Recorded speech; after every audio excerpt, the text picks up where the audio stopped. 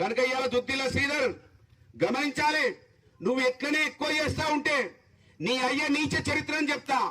నాకు ఇంకొకసారి ఏమి కాకపోయినా ఇబ్బంది లేదు.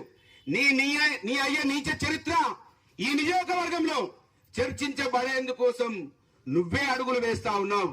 మా బాబాసాహెబ్ ను మమ్మల్ని అవమానిస్తుంటే నీ అయ్యది నీచ చరిత్ర ఖచ్చితంగా ఒక బుక్కు రూపాయన బయటికి తీస్తానే విషయాన్ని ఈ సందర్భంగా హెచ్చరిస్తా ఉన్నాను.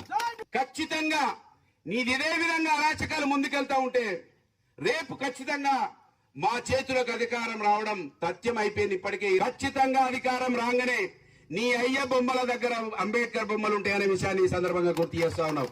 మొత్తం నీ అయ్య విగ్రహాలు పీకేస్తా, పీసేక ప్లేస్లలో అంబేద్కర్ విగ్రహాలు అప్పుడు ఎవడు అడ్డం వస్తారో చూస్తా, ఏ 144 సెక్షన్ వస్తుందో చూస్తా.